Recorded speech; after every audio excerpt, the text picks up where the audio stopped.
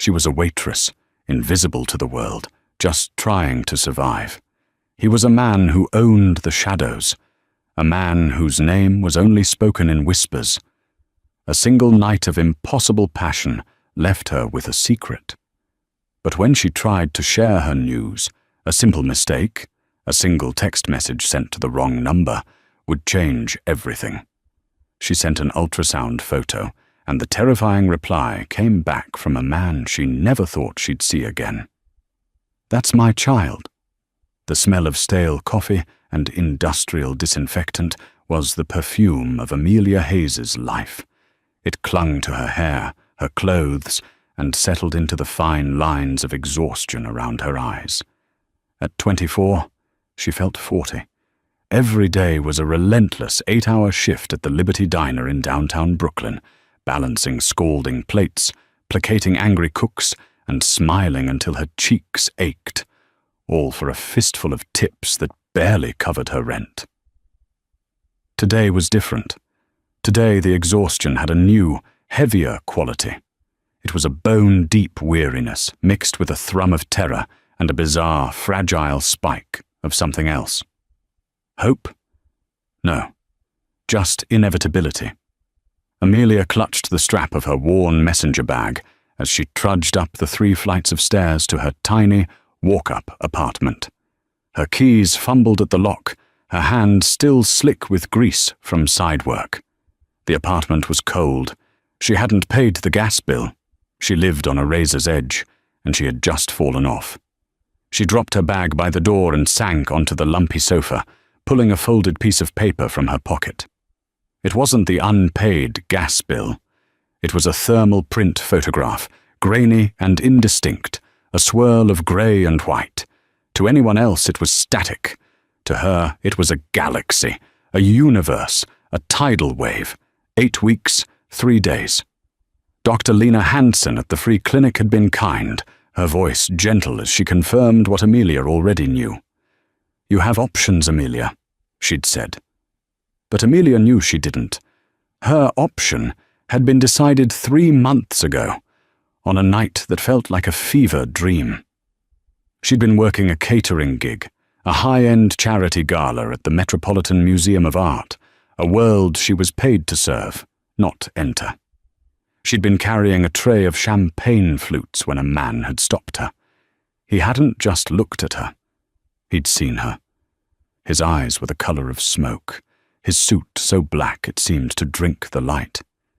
He'd spoken to her, his voice a low, gravelly rumble that cut through the polite chatter. His name was Dante. Just Dante. He was danger and magnetism, a walking contradiction. He'd found her on her break and they'd talked for an hour. He'd listened, truly listened, to her talk about her dreams of being a painter, a life she'd long since packed away. He didn't laugh. He'd simply watched her, his expression unreadable. One thing had led to another. A shared car ride in a vehicle that felt more like a limousine. An elevator that opened directly into a penthouse that overlooked Central Park like a kingdom. It was a night of reckless, desperate passion, a collision of 2 worlds. She had woken up before dawn, tangled in sheets that cost more than her apartment, and had fled like a thief, leaving him asleep. She'd never expected to see him again. And now, this, a consequence, a tiny, 8-week-old consequence. Amelia pulled out her phone. The screen cracked in one corner. She had to tell someone. Her parents were a bitter memory, and she had few friends. But there was Chloe. Chloe, her best friend since high school, the one person who knew how to talk her off a ledge. Amelia opened her camera, laid the ultrasound photo flat on her knee, and snapped a picture. Her fingers fumbled on the screen, navigating to her text messages. She started a new message. She'd lost Chloe's number a few weeks ago, when her old phone died, but she remembered it. She'd dialed it 100 times. She punched in the digits, her mind fuzzy with fatigue. Her thumb hovered over the send button.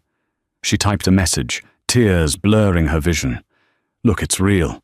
I'm so scared, Chloe. I don't know what to do." She hit send. A wave of relief washed over her, followed by a new wave of panic. She waited for the 3 dots of Chloe's reply. 1 minute passed, then 2. Amelia stared at the screen, her heart hammering.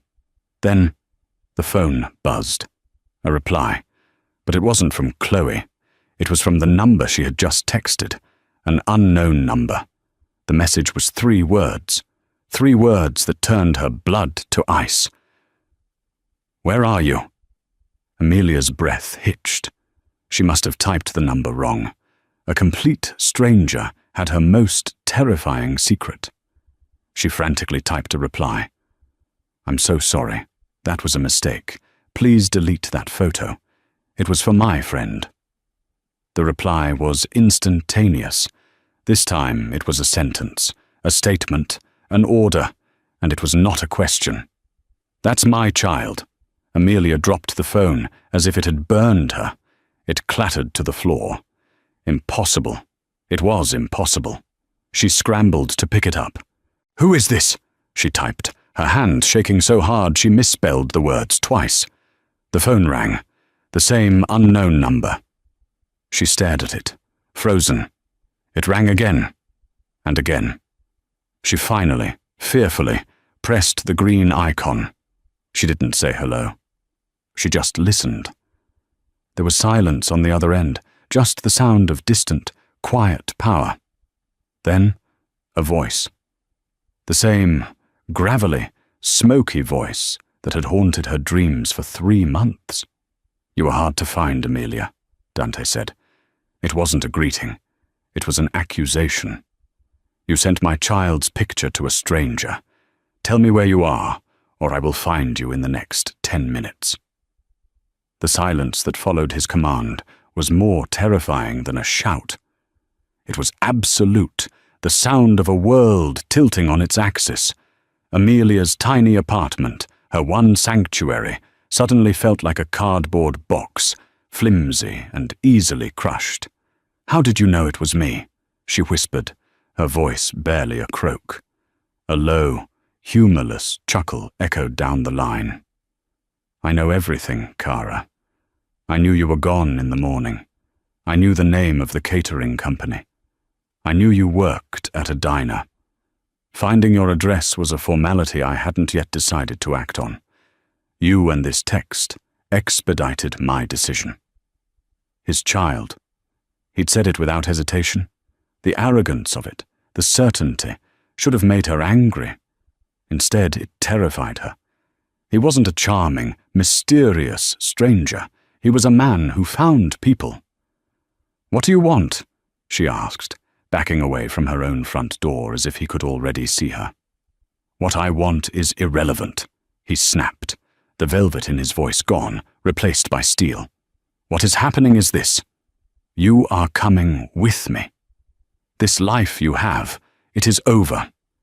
You will not carry my child in a place that reeks of poverty and desperation." Amelia's fear finally sparked into anger. "My life? You know nothing about my life.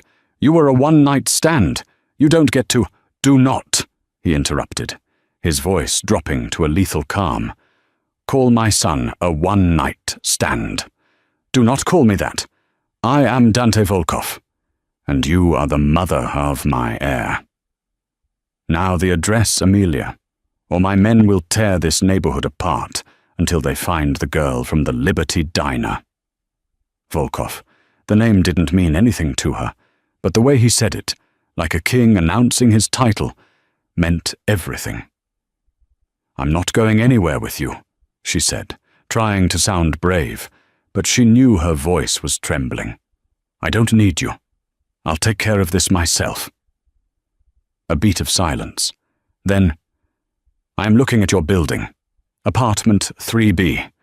The one with the cracked window and the dead plant on the fire escape. I am downstairs. You will open the door, or I will open it for you." Amelia's heart stopped. She crept toward her window, the one that faced the street. Peeking through the gap in her cheap blinds, her blood ran cold. Parked on the street below, a street normally littered with beat-up Hondas and dented delivery vans, was a car. It wasn't a car, it was a black hole. A sleek, obsidian black Maybach, so polished it reflected the dingy streetlights like distorted stars. Standing beside it, as if he'd stepped out of a magazine, was Dante. He was looking up, directly at her window. He raised his phone to his ear. "I see you. Let's not make this a scene, Amelia. You have 30 seconds. She stumbled back, her hand flying to her mouth. This wasn't real. This was a nightmare. This was the kind of thing that happened in movies, not to waitresses in Brooklyn. A heavy, resounding thud echoed through her door. It wasn't a knock. It was a summons. She didn't move. Thud. Thud. "Amelia!" His voice, muffled but unmistakable, commanded from the hallway. She was trapped. If she didn't answer, he would break the door down. The shame of that, the humiliation in front of her neighbors, was almost as frightening as the man himself. With shaking legs, she walked to the door. She unfastened the deadbolt and the chain, her fingers feeling numb. She opened the door a crack. He was there.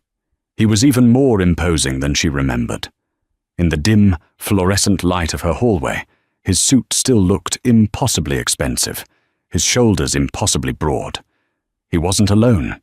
Behind him, 2 men in identical black suits stood like stone gargoyles. They were huge. Dante's smoky eyes scanned her, from her frayed hair down to her worn-out sneakers, lingering for a fraction of a second on her flat stomach. He held up his phone, her ultrasound photo still glowing on the screen. "This," he said, his voice a low growl, "changes everything." He didn't barge in. He just stood there, a predator politely waiting to be invited into the trap. "May I come in?"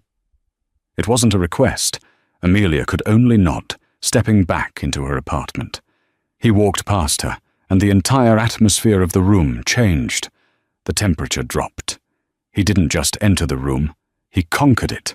His men, who she now saw were Nico and a heavy-set man named Marco, remained in the hallway, their eyes scanning everything. Dante surveyed her tiny living room with an expression that was somewhere between pity and disgust. He ran a finger over her dusty bookshelf. "Pack a bag," he said, not looking at her. "What?" "No, I told you, I'm not—" He turned, and his gaze pinned her to the spot. "This is not a negotiation. You are carrying a Volkov. My child will not be born in a place where the gas is cut off." He knew. He knew about the gas. He knew everything. The sheer, invasive knowledge he had of her life made her feel naked, exposed. "You're pregnant," he continued, "which means you are a target." "A target? Of who?" "I'm a waitress," she cried, frustration and fear making her voice high. "You are the mother of my child," he said, as if it were the simplest, most obvious fact in the world. "And I am Dante Volkov. My enemies are numerous. They are not kind. They look for weakness. And you, Amelia," he took a step closer, "you just became my biggest weakness, and my greatest strength." He reached out, his hand moving with agonizing slowness, and placed his palm on her stomach. His hand was warm, his touch surprisingly gentle, but it felt like a brand. "This child," he whispered, "is my blood, and I protect my blood." "And what about me?" she whispered, a tear finally escaping and tracking down her cheek. His eyes met hers. They were cold, possessive, and utterly resolute. "You are the vessel," he said. "Pack your bag. You're not safe here anymore." Amelia's mind reeled. "The vessel? Is that all I am to you? A container?" Dante's expression didn't soften. He was a creature of marble, beautiful and unyielding.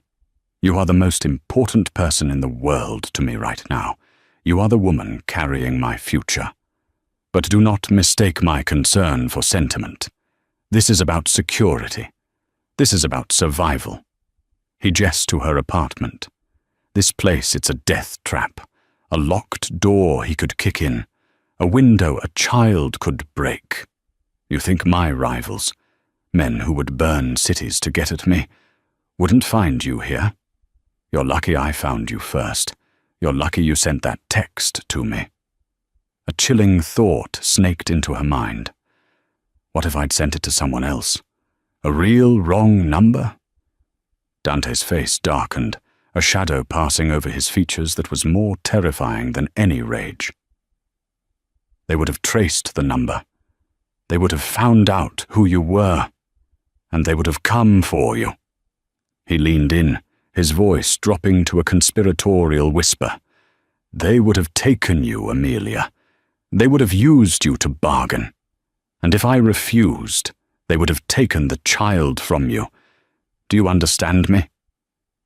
He didn't have to say how. The implication hung in the air, thick and metallic as the taste of blood. Yes, she understood. The world she had accidentally brushed up against wasn't just wealthy. It was violent. "Who are you?" she asked, the question hollow. "I told you. Dante Volkov." "That's a name, that's not an answer. What do you do?"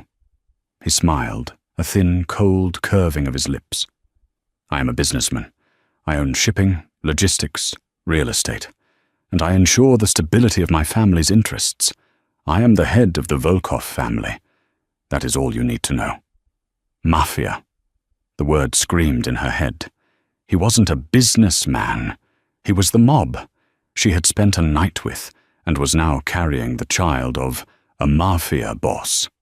"No," she said, shaking her head, backing away until she hit the wall. "No, I can't. I won't. This isn't my world. I don't want your protection. I don't want your blood money. I'll go away. I'll disappear. You'll never see me or the baby again." His laughter was a short, harsh bark. "Disappear?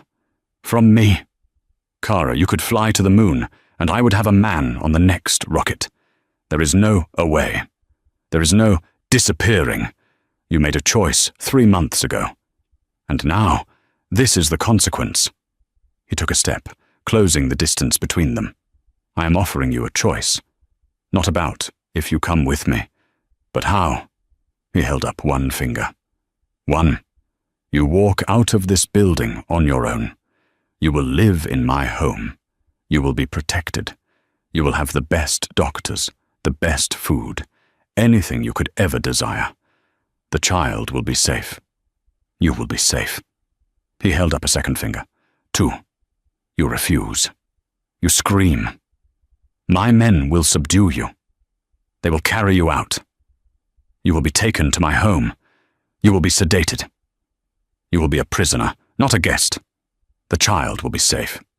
You will be miserable, but you will be alive." He tilted his head.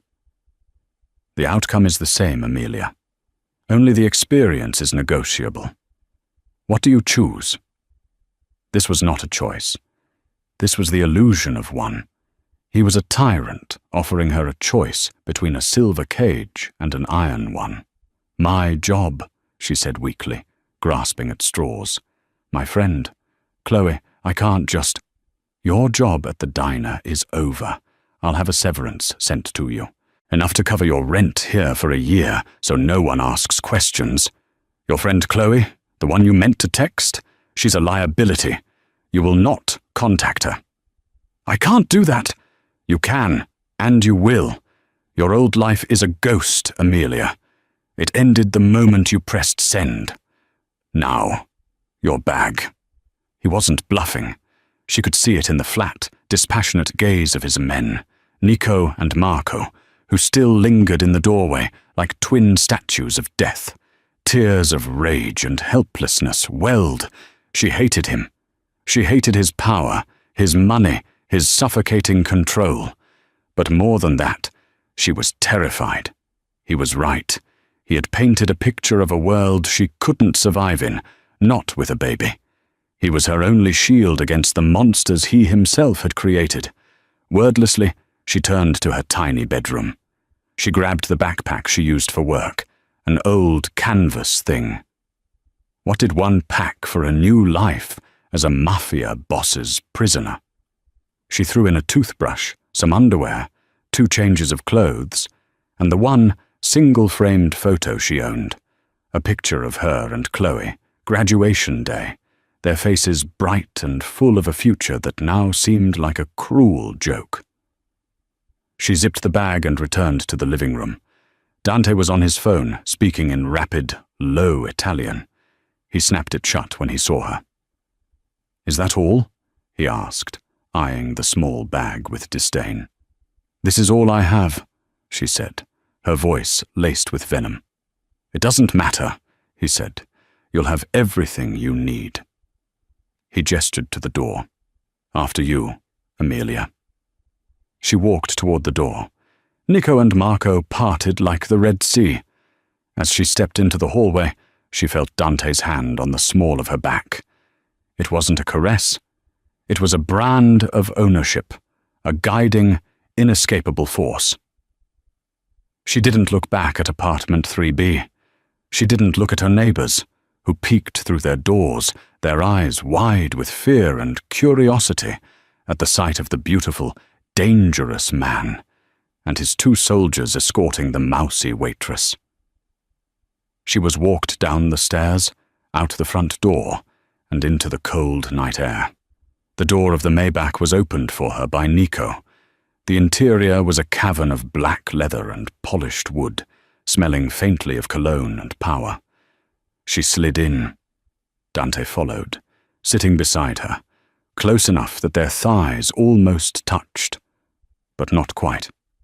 The door shut with a heavy, final thunk, sealing them in. The sound was like a gavel, a judgment. The sound of her old life ending. The car pulled away from the curb, gliding silently down the street, leaving her building, her block, and her entire life behind in the growing darkness. The Maybach moved through the city like a phantom, its windows so darkly tinted that the lights of Brooklyn were just blurry, distant flames. Amelia sat pressed against the door, her backpack clutched in her lap like a shield. Dante was beside her, utterly still. He wasn't looking at her. He was staring straight ahead, his profile as sharp and unforgiving as a blade. The silence was a living thing, heavy and oppressive. She wanted to scream, to pound on the glass, to demand he let her go. But she knew it would be as useless as a moth beating against a light bulb. They crossed the bridge into Manhattan, the skyline rising up to meet them, a glittering, indifferent monster. The car didn't head for the penthouse she remembered. Instead, it moved through the streets of Midtown, and then, to her surprise, dove underground into a private, secured garage beneath a towering, anonymous-looking skyscraper. "Where are we?" she asked, her voice small. "Home," he replied. The elevator opened directly into the apartment, and apartment was the wrong word. It was a 2-story expanse of glass, steel, and white marble. Floor-to-ceiling windows showcased a staggering 360-degree view of Manhattan. The place was vast, cold, and immaculate. It was a museum, not a home. "Nico will show you to your room," Dante said, already loosening his tie as he walked toward a towering wall of wine refrigerators. "Dr. Evelyn Reed, the best OB-GYN in the country, will be here at 9 a.m. to see you. You will eat what my housekeeper prepares. You will take the vitamins she provides, and you will not leave this building without my permission and a full security detail." Nico, the taller and leaner of his 2 shadows, stepped forward. "This way, miss." Amelia looked at Dante's back. "So this is it? I'm just a prisoner here." He turned, a glass of dark amber liquid in his hand. "You are not a prisoner, Amelia. You are protected. Prisoners do not get a personal chef and a view of Central Park. But if you try to leave, you will find all the doors are locked." The choice is yours. He was a master of the non-choice. Nico led her up a floating glass staircase to a room that was larger than her entire Brooklyn apartment. It had a king-sized bed, a walk-in closet already stocked with clothes in her size, a new, terrifying violation, and a bathroom that looked like a spa. "Your phone," Nico said, holding out his hand. "What?" "No. That's my only way to talk to." "Mr. Volkov is providing you with a new one. It's on the nightstand. Secure line. Yours, please." Defeated, she handed over her cracked, old phone. He took it, nodded, and left, the door clicking shut behind him. She was alone. The next few weeks passed in a blur of luxurious confinement. She was, as he'd said, a guest in a gilded cage. A quiet, older woman named Mrs. Petrov brought her meals, perfectly balanced, organic, and bland. Dr. Reed, a woman with cold hands and efficient, emotionless eyes, came weekly, conducting exams in the bedroom. She spoke only to Dante, who would appear for the appointments, listen intently, and then vanish again. Dante was a ghost. He lived in the same house, but she rarely saw him. She would hear him late at night, his voice a low rumble from his office downstairs, speaking in Italian or Russian. She would see him in the mornings, already in a suit, drinking an espresso, his eyes on his tablet. He never touched her. He never spoke of the night they met. He would, however, ask about the baby. "Did you feel it move?" he'd ask, his eyes fixed on her stomach, which was now beginning to show a small, definite curve. "No, not yet," she'd reply. "Soon," he would say, and that would be the end of it.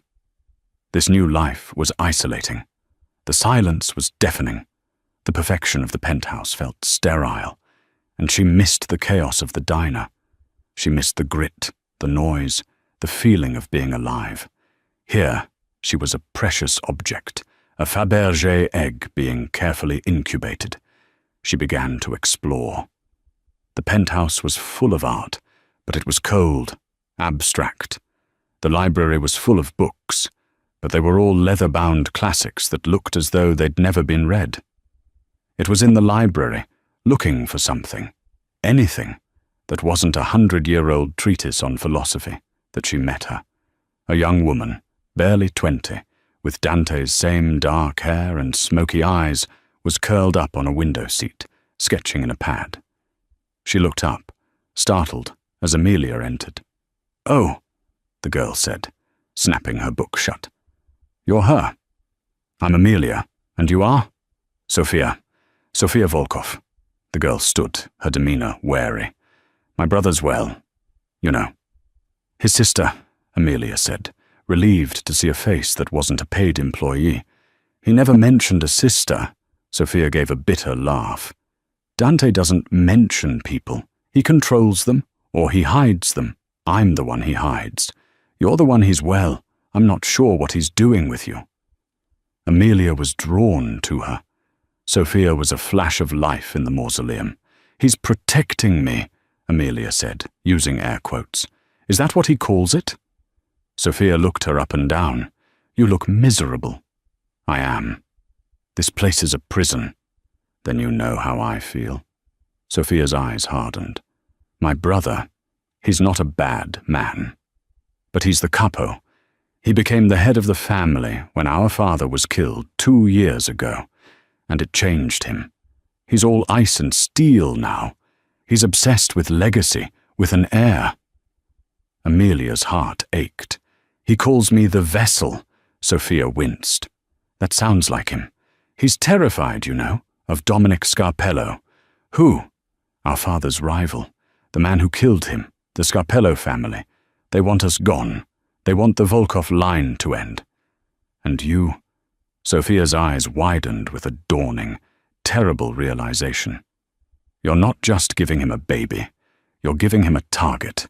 A tiny, perfect, living target." Suddenly, Dante's paranoia, his control, his coldness, it all clicked into place. This wasn't just about an heir. This was about a war, and she was now on the front lines, whether she wanted to be or not. "He's not just protecting me from the world," Amelia whispered. "He's protecting me from this Scarpello." "He's protecting the baby from Scarpello," Sophia corrected, her voice gentle. "And he'll burn the world down to do it, including, Amelia, you."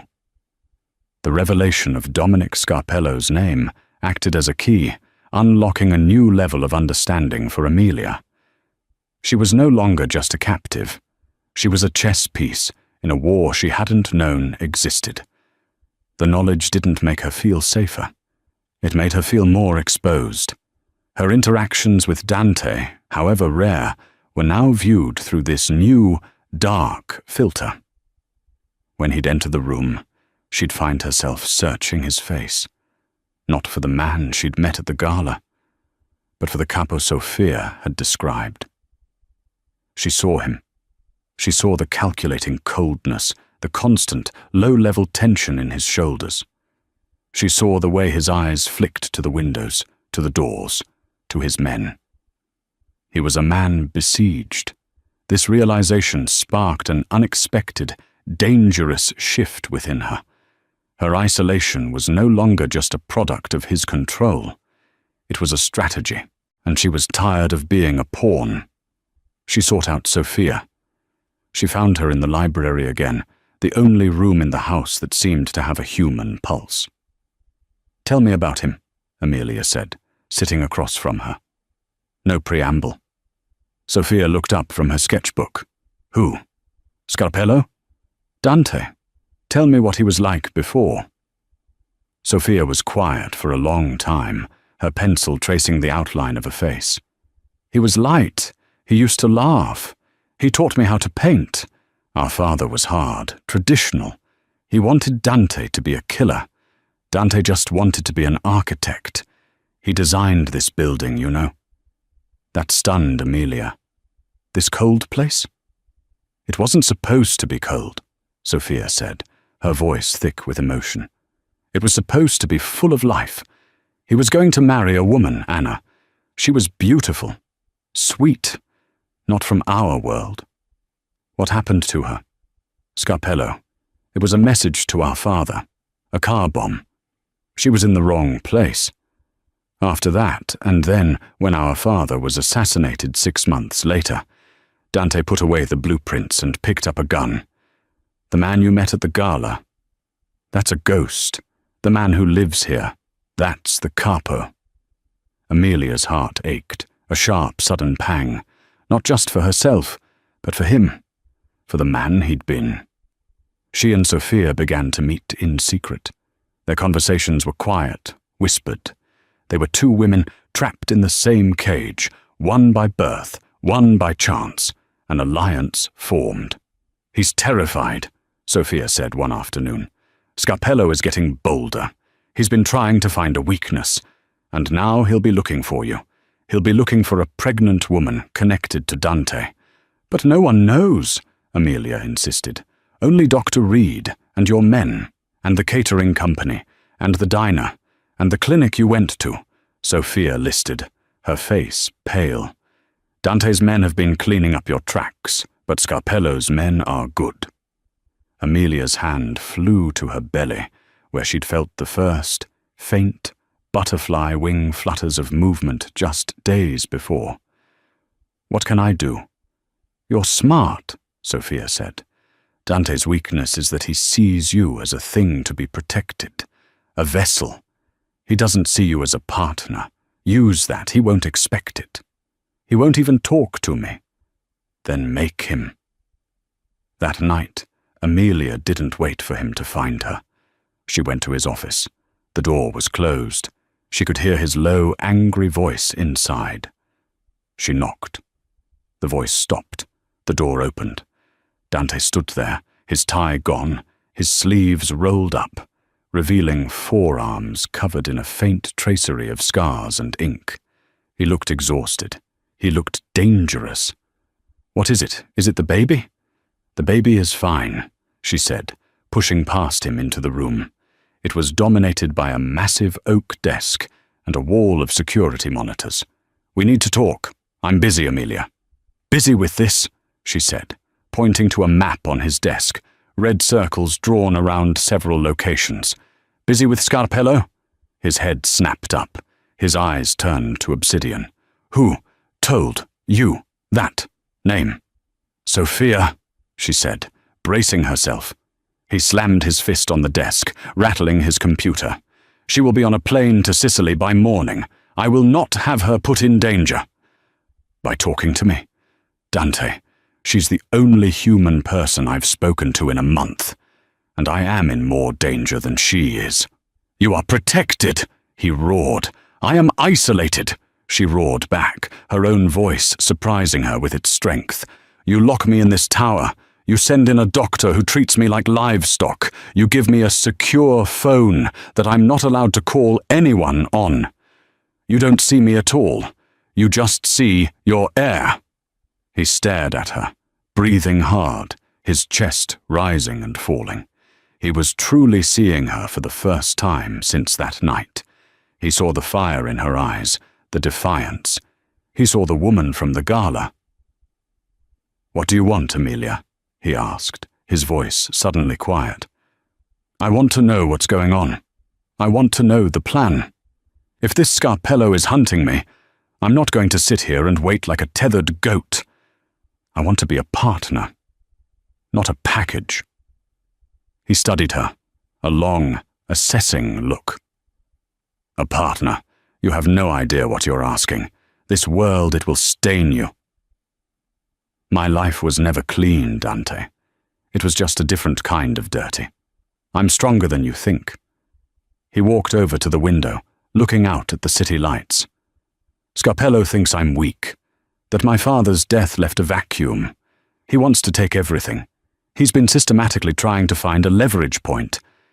He found one, 3 months ago." Amelia frowned. "What?" "The gala. It wasn't a coincidence, you and me." "What are you talking about?" He turned, his face a mask of self-loathing. "I didn't just run into you. I'd seen you at the diner. I had my men find out who you were. I arranged for your catering company to get the job. I arranged to be there. I wanted for one night to be the man I was supposed to be, the architect, to be with a woman who wasn't part of this cesspool. He had arranged it. She was a project, a brief, romantic diversion. The realization hurt.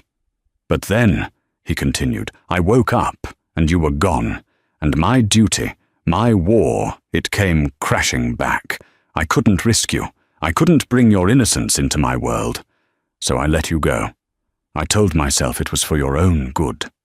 He looked at her belly. "And now look at what I've done. I've dragged you in anyway, and I've put you in more danger than I ever could have imagined." This was the first honest thing he'd said, the first crack in the marble. "So what now?" she asked, her voice soft. "Now," he said, "we fight, but we do it my way." He crossed the room and pulled her, gently, into his arms. She was stiff, surprised. He just held her, his head resting on hers, and she could feel the tension radiating off him. He wasn't just holding her, he was holding on. "I will not let him touch you, Amelia," he whispered into her hair. "I will not let him touch our son." "How do you know it's a son?" she whispered back, her hands finding their way to his chest. "I don't. But a Volkov has a feeling." It was the first time they had touched as people, not as a captor and captive, not as a one-night stand, but as two people in the eye of a storm. And in that moment, Amelia realized she wasn't just afraid for the baby. She was afraid for him. The fragile truce formed in Dante's office changed the atmosphere of the penthouse. The air was still thick with tension, but it was no longer the suffocating, cold silence of a prison. It was the charged electric silence of a war room. Dante was still a ghost, but a more present one. He started taking his meals with her. The conversations were stilted, awkward, but they were conversations. He'd ask about her childhood, her painting. She'd ask about architecture. They studiously avoided the two topics that bound them, the baby and the war. Sophia, far from being sent to Sicily, was now a constant, welcome presence. Dante had, it seemed, recognized the value of her alliance with Amelia. The two women would walk the massive rooftop terrace, Nico and Marco watching from a discreet distance, and talk. "He's different," Sophia noted one afternoon, as Amelia, now visibly pregnant, rested on a lounge chair. "He's trying," Amelia admitted, "but he's still keeping me in a bubble. I feel useless." "You're not useless. You're the reason he's human again," Sophia said. "But Amelia doesn't get complacent. Scarpello hasn't made a move. That's not like him. He's quiet. Too quiet." Sophia was right. The silence was unnerving. Dante's men were on high alert. The penthouse had become a fortress, impenetrable and isolating. Amelia's only link to her old life, the one she ached for despite its hardships, was the memory of Chloe. She thought, with a pang of guilt, of the text she'd never received. She'd been so consumed by her new reality that she'd almost forgotten the friend she'd been trying to contact. "Dante," she asked him one evening. "My friend, Chloe. The one you know. Can I please just call her? Let her know I'm alive? She must be worried sick." Dante's face hardened. "It's not safe. Her line is not secure. Scarpello could be listening. He wouldn't know to listen to her. She's just a girl I know. Please, Dante. 5 minutes, just to hear her voice." He wrestled with it. He hated it. But he saw the desperation in her eyes, the deep, aching loneliness. He was trying to be a partner, not a jailer. "Fine," he relented, pulling a new, sleek phone from his pocket. Not the one he'd given her, but a different one. "This is a satellite phone, completely encrypted, routed through 6 countries. It cannot be traced. You have 2 minutes. Tell her you are safe, tell her you are on vacation, and tell her you will call her when you can. Do not mention me. Do not mention your condition. Do you understand?" "Yes. Yes, thank you." She took the phone, her hands shaking. He dialed the number, Chloe's number, which he'd apparently known all along, and handed it to her. He stood there, watching her. The phone rang once, twice. "Hello?" Chloe's voice. It was like a drink of water in a desert. "Chloe! Oh my God, Chloe, it's me!" Amelia cried, tears springing to her eyes. "Amelia! Amelia! Where are you? Are you okay? I've been so worried. You vanished." I'm okay," Amelia rushed to say, acutely aware of Dante's eyes on her. "I'm away. I met someone. It all happened really fast. I'm safe. I wanted you to hear my voice." There was a strange pause, a click on the line. "You're safe?" Chloe's voice sounded strained. "Where are you, Amelia? Are you really okay?" "I am, I promise. I have to go. I can't talk long, but I'll explain everything soon." "Wait!" Chloe almost shouted. "Just I miss you. And I'm so sorry, Amelia. I'm so sorry." "Sorry for what?" Amelia asked, confused. "For everything. Just be safe." The line went dead. Amelia stared at the phone. It was strange. Chloe sounded scared. "I'm so sorry." "Sorry for what?" She handed the phone back to Dante. She sounded weird. Dante's face was pale. He was looking at the phone, not at her. "Amelia, what was the last thing she said?" "I'm so sorry." And she sounded scared. "Dante, what's wrong?" She said, "I miss you, and I'm so sorry." He was staring at the call log. "Amelia, the call. It didn't disconnect. She's still on the line. She just muted her end." Before Amelia could process this, a voice came through the phone. It was no longer Chloe's. It was a man's voice, oily and accented. Well, Dante Volkov. the man purred. So it is true. You found a new little bird to sing in your cage, and this one is having your chick. How domestic. Dante's blood ran cold. He snatched the phone and hit the speaker button. "Scarpello!" Dante growled, his voice a low vibration of pure hate. "In the flesh," Dominic Scarpello laughed. "You've been a naughty boy, Dante, hiding your new family. Did you think I wouldn't find out? Did you think you could erase her so easily? What do you want? What I've always wanted. The Volkov line to end. But this is so much better. A mother and a child.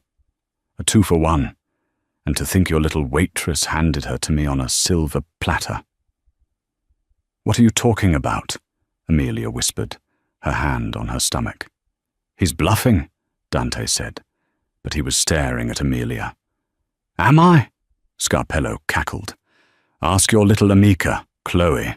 She's been on my payroll for 6 months. Oh, she's a treat. So easy to buy.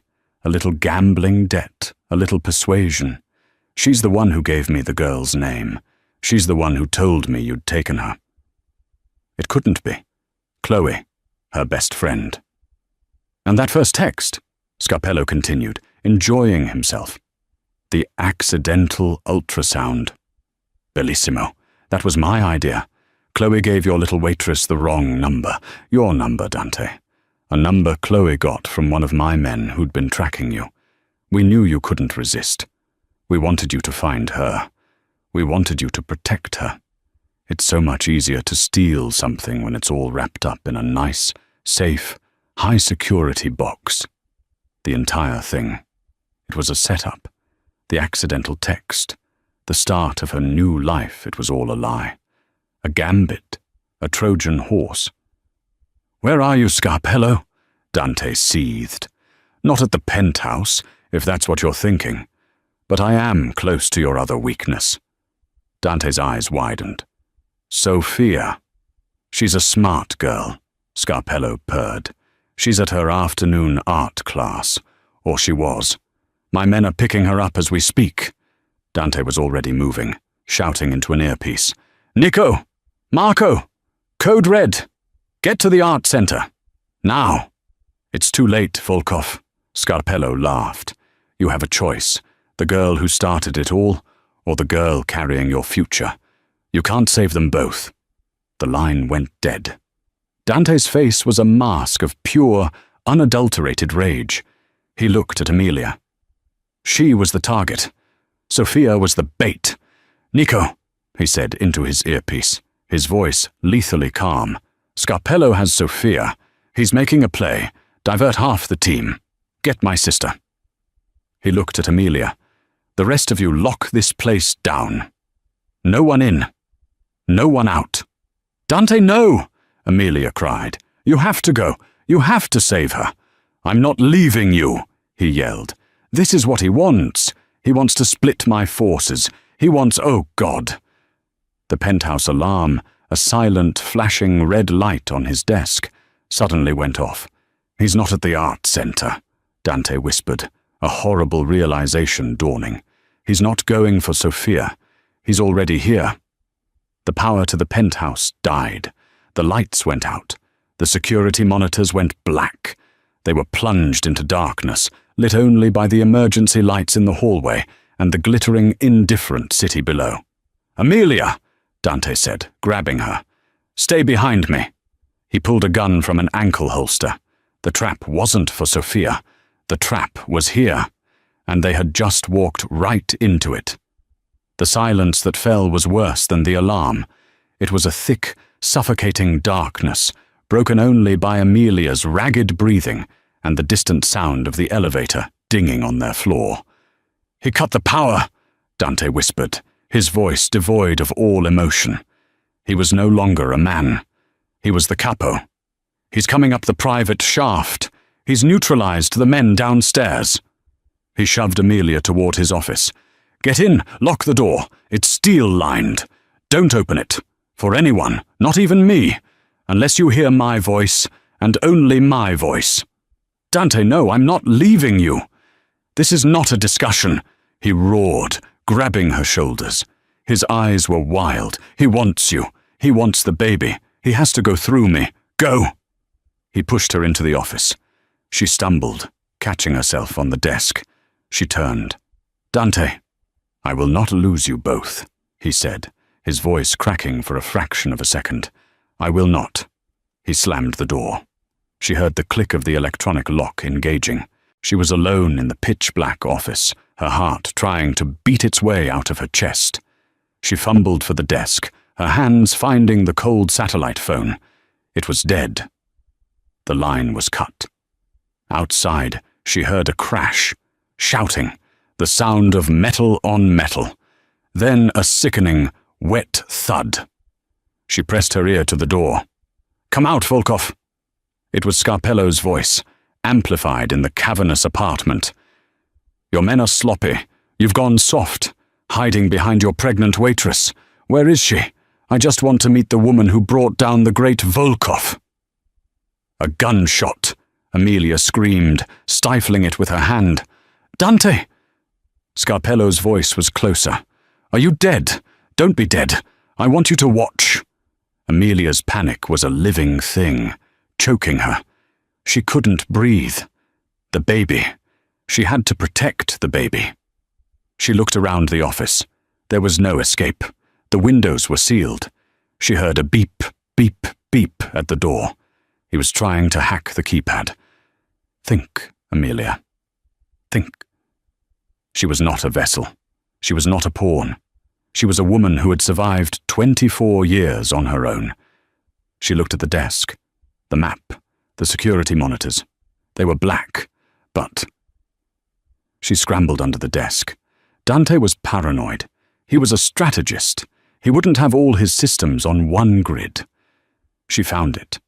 A metal box, a separate battery-powered backup for his personal computer. She hit the power switch. The massive monitor on his desk flickered to life. Not the security feeds, but his personal server, files, folders, and one icon labeled Contingency. She clicked it. A new screen opened. It was a schematic of the penthouse, and a button.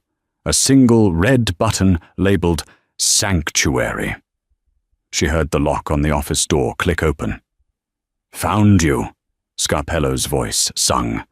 Amelia slammed her palm onto the Sanctuary button.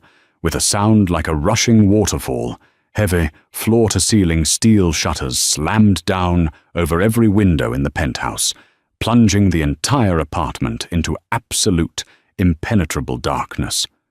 What in the hell? Scarpello yelled from the other room, his voice now baffled. Simultaneously, a blinding white, tactical light flooded the office. A light source Amelia hadn't even known existed, pointed directly at the doorway.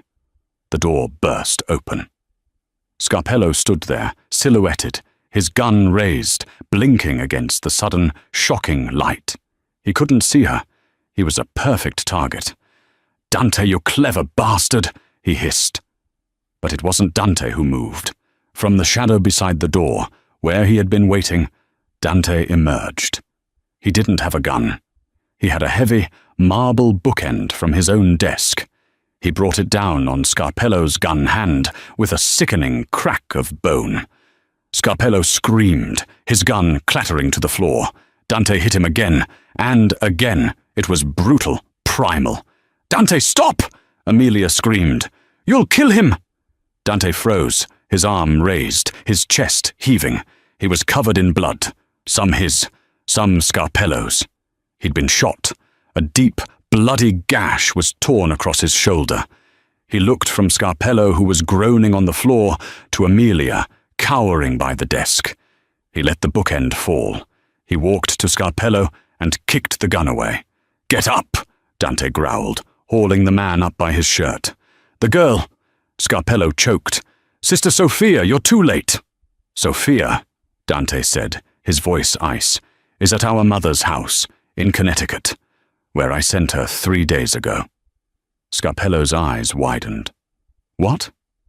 Did you think I didn't know you were coming? Dante said. The phone call? The betrayal? It was sloppy. You got arrogant, Dominic.